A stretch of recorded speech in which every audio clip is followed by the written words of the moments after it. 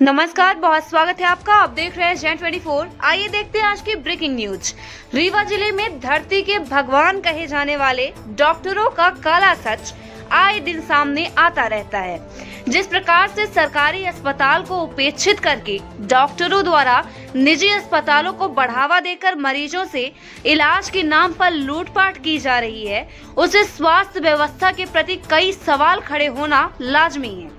ताजा मामला रीवा शहर के समान थाना क्षेत्र स्थित प्रार्थना हॉस्पिटल के सामने आया है, जहां एक प्रसूता की मौत होने के बाद बवाल खड़ा हो गया। पीड़ित परिजनों ने बताया कि संजय गांधी अस्पताल में पदस्थ डॉक्टर को महिला पेशेंट को दिखाया गया व डॉक्टर की सलाह पर प्रार्थना हॉस्पिटल में भर्ती कराया गया। महिला जब भर्ती हुई थी तब उसकी हालत ठीक थी, प्रसव के बाद भी स्वस्थ थी, लेकिन डॉक्टरों की लापरवाही और मरीज को सीरियस बनाकर रुपए ऐंठने की नियति के चलते प्रसूता काल के गाल में समा गई। प्रसूता की मौत के बाद प्रार्थना हॉस्पिटल में हंगामा शुरू हो गया। अस्पताल प्रबंधन को तत्काल पुलिस बुलाना पड़ा। पीड़ित परिजनों ने अस्पताल के डॉक्टरों पर आरोप लगाते हुए कहा है कि मनमानी रुपए वसूलने के लिए जानबूझकर मरीज को सीरियस बनाकर और फिर डॉक्टरों की लापरवाही से प्रसूता की जान चली गई। आइए सुनाते हैं पीड़ित परिजनों का पूरे मामले को लेकर क्या कहना है और प्रार्थना हॉस्पिटल के डॉक्टरों का पक्ष। सर, कल ये लोग हमको अंदर रात में 2 बजे बैठा के अंदर समझाए। बॉडी मेरी मैडम की वहीं पे ख़त्म हो चुकी थी। उसके बाद ये मेरे को वहाँ अंदर बैठा के समझाएं कि अभी 48 घंटे का इनको रिस्क है। अब मेरे को वहाँ देखने नहीं जाने दिए हैं। जब मैं गया हूँ कोई खून देखने की खून चढ़ रखने, खून नहीं चढ़ रहा था। उसी समय मैं अपनी मैडम के यहाँ सिर में हाथ रखा, ठंडी थी वो। मैं बार बार पूछ रहा था, मेरे उसके अलावा कोई नहीं था। ये लोग इतना टॉर्चर किए हैं कि मैं अब क्या बताऊं। मैं इसको गाली देता था। नहीं बताए हैं वो। क्या नाम है आपका? सुजीत शर्मा। सुमन शर्मा। आपका क्या नाम है? मनीष कुमार द्विवेदी। क्या घटना हुई है? घटना हुई, मैं 29 तारीख को अपनी सिस्टर को यहाँ लेके आया, एडमिट किया। उनको मतलब प्रसव कराना था डिलीवरी के लिए, तो सीधी से लेके आया। मैं सुना था कि यहाँ वो संजय गांधी की कोई डॉक्टर हैं, वो ठीक ठाक ट्रीटमेंट करती हैं। उनसे पहले भी मिले थे तो बोले थे कि हमारे यहाँ आप लाइएगा, मेरे यहाँ अच्छी दवा होगी, तो आप प्राइवेट उसमें हम अच्छे से कर देंगे। तो उसी आशा विश्वास के साथ हम यहाँ आए हुए थे।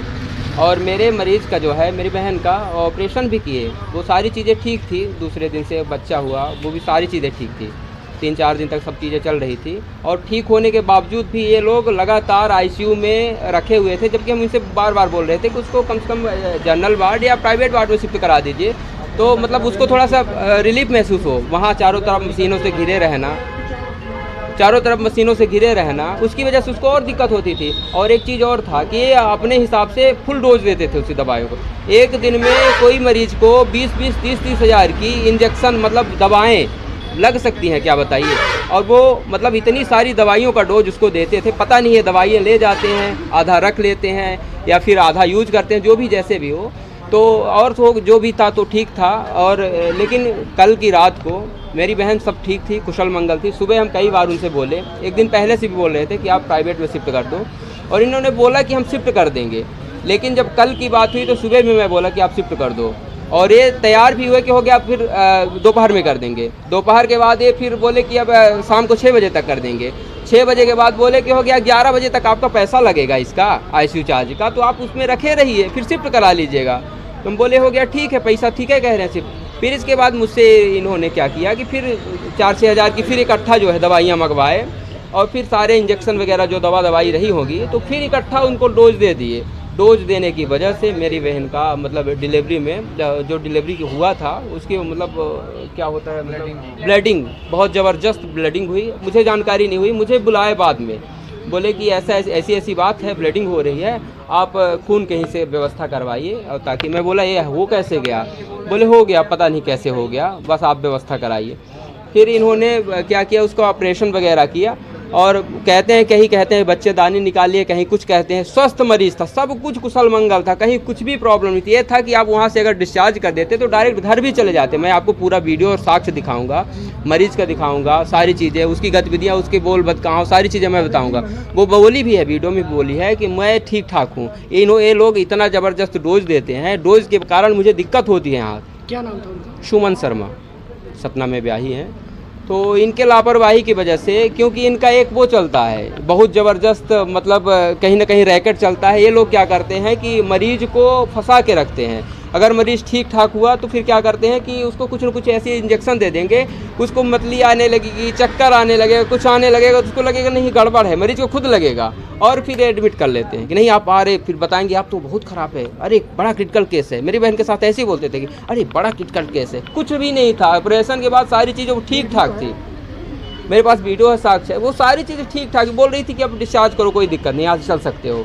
लेकिन फिर भी ये ऐसे मतलब इनका एक हिसाब किताब जो रहता होगा इनकी टीम का कि नहीं कुछ टाइम तक रखना है और निचोड़ना है, बहुत ज़बरदस्त निचोड़ते हैं, पता ही नहीं चलता, लगता है कि 25-50 हज़ार में काम हो जाएगा। पहले तो मैं सुना था कि यहाँ आयुष्मान से भी काम होता है, उस सिलसिले में मैं आ गया कि आयुष्मान से ऐड है ये अस्पताल, तो आयुष्मान से काम हो जाएगा। लेकिन यहाँ आने के बाद स्थितियाँ ये हुई कि पहले एडमिट कर लिए कि मतलब बोले अब बहुत ख़राब केस हो चुका है, अब जैसे पैसे वैसे जमा करवाइए। 60-70 हज़ार रुपये मुझे उसी दिन जमा करवा लिए थे, 70-80 हज़ार रुपये सारी चीज़ों का जमा करवा लिए थे। मैं सोचा अगर ख़राब बता रहे हैं तो समस्याएं होगी, तो फिर ऑपरेशन वगैरह किया होगा, बच्चा को हो गया ठीक से, सब सारी चीज़ें हो गई, तो मुझे लगा कि हो गया जो लगा।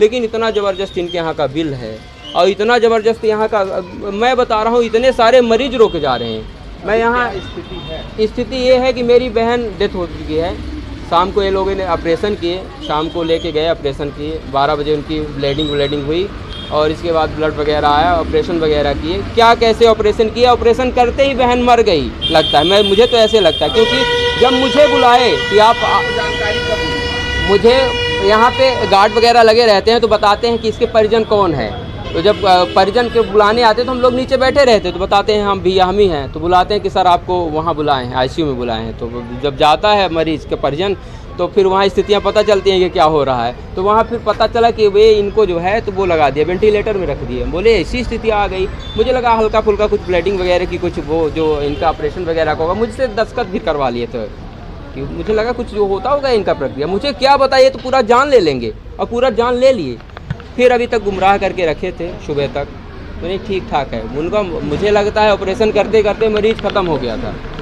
और ये लोग क्या किए हैं कि ये लोग सुबह बताए, हम लोग पूछ के थक गए, तब ये बताए कि नहीं अब मरीज़ आपका वो हो गया। फिर वो मैनेजर साहब एक हैं, मनीष तिवारी जी हैं, तो वो कई बार, कल भी परसों भी, बार वो बोलते हैं आप पैसा नहीं जमा कर रहे हो, आपका पैसा इतना हो गया, 20,000, 40,000, 50। मैं बोला कि मेरे मरीज़ है, परिजन, मैं परिजन हूँ तो मैं पैसे तो दे ही दूँगा। आज फिर बोले कि आप पैसे जमा करो तब आपकी बॉडी जाएगी। मैनेजर है यहाँ के। कितना बिल बनाया बिल मेरे पैसे कम से कम 1 लाख के करीब दवाइयों में लग गए होंगे, जांच वाँच में सब कुछ मिला के। बताइए कि 2-4 दिन में इतनी दवाई हो सकती है क्या?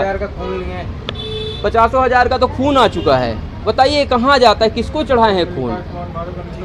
और इसमें आयुष्मान भारत का पूरा है और इतना जबरदस्त बेड चार्ज। क्या नाम था? मरीज का सुमन शर्मा नाम था सर। 5 अभी एक पेशेंट की मौत हो गई आपके प्रार्थना हॉस्पिटल में, क्या पूरा मामला है? और आपके ऊपर गंभीर आरोप भी लग रहे हैं कि आपके लापरवाही के कारण पेशेंट की डेथ हो गई। देखिए, जिस पेशेंट की हम बात कर रहे हैं, सुमन शर्मा पेशेंट, 29 तारीख को हमारे यहाँ आई थी। पेशेंट हमारे यहाँ अत्यंत गंभीर अवस्था में आई थी, जिनको अत्यधिक रक्तस्राव हो रहा था। बेसिक जांचों में हमको पता चला है कि इनकी हार्ट की सर्जरी पहले हो चुकी है, जिसके लिए इनको खून पतला करने की दवाई चल रही थी। उसी समय परिजन को समझाया गया कि माँ की जान को खतरा है, यदि अभी तत्काल ऑपरेशन नहीं करेंगे तो बच्चे और माँ की दोनों की जान नहीं बचाई जा सकती। तत्काल उनका ऑपरेशन किया गया।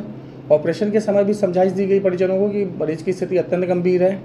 उनका जो बच्चा हुआ था, ऑपरेशन के द्वारा बच्चा हुआ, बच्चे की भी स्थिति बहुत अच्छी नहीं थी। तुरंत बच्चे को आईसीयू में शिफ्ट कराया गया और उसको तत्काल प्रभाव से मैनेज किया गया। आज के डेट में बच्चा स्वस्थ है। उसके बाद मरीज की स्थिति गंभीर बनी हुई थी, आईसीयू में 3-4 दिन तक भर्ती रखा था। चूँकि उनको हार्ट की बीमारी की वजह से खून पतला करने की जो दवाई चल रही थी उसको बंद नहीं किया जा सकता था। उसको बंद करने से मरीज की जान को तत्काल खतरा था। लेकिन कल रात को अचानक उनका रक्त का स्राव हुआ। रक्त का स्राव 11 बजे हुआ। हमारी पूरी डॉक्टरों की टीम आई, doctor Sonal Agarwal madam, doctor L M Singh sir, doctor Himanshu Pandey. तकरीबन 4 से 5 घंटे ऑपरेशन चला, रात को 12 बजे से लेकर सुबह 5 बजे तक। ऑपरेशन के दौरान हमने देखा कि अत्यधिक रक्त का स्राव हो चुका है एवं मरीज के बचने की संभावना कम थी। अत्यधिक रक्तस्राव की वजह से मरीज की मृत्यु हुई। हमने अपना पूरा 100% एफर्ट लगाया। मरीज के इलाज में कोई लापरवाही नहीं की गई है। खुद अस्पताल ने सारी मरीज की खून की, दवाइयों की व्यवस्था की है। हमारे पूरे प्रयास के बाद भी मरीज चूँकि बहुत गंभीर थी, इस वजह से उनकी जान नहीं बचाई जा सकी। और इस चीज़ की जानकारी परिजनों को पहले ही दिन से थी कि मरीज की स्थिति अत्यंत गंभीर है, उसको बचा पाना थोड़ा मुश्किल काम है, लेकिन बच्चा अभी स्वस्थ है और बच्चे की आज छुट्टी कर रहे हैं। आयुष्मान से इलाज नहीं हुआ है, ये पूरा क्या मामला है? देखिए, ऑप्स और गायनी जो है वो एमपी में कहीं पे भी आयुष्मान नहीं दिया गया है, और हमारे पास आयुष्मान में सिर्फ सर्जरी, ऑर्थो, मेडिसिन और पीडिया का पोर्टल है। इसके अलावा हम किसी भी ब्रांच का, चाहे वो न्यूरो सर्जरी हो, चाहे गायनिक सर्जरी हो, हमारे पास उसकी परमिशन ही नहीं है, तो हम इस वजह से उनका आयुष्मान से इलाज नहीं कर पाए। ये पहले जानकारी थी, आपने पेशेंट के परिजन को बताया था? परिजनों को भर्ती होते समय सारी जानकारी दे दी गई थी कि आयुष्मान इस बीमारी के लिए हमारे अस्पताल में उपलब्ध नहीं है। ये जिनकी डेथ हुई है, कितनी उम्र लगभग? 34 ईयर्स के आसपास उनकी एज है। ऑपरेशन कौन कर रहा था आपके यहाँ से? ऑपरेशन हमारे यहाँ gynaecologist doctor Sonal Agarwal madam है, उन्होंने ऑपरेट किया है। कितने ऑपरेशन हुए थे?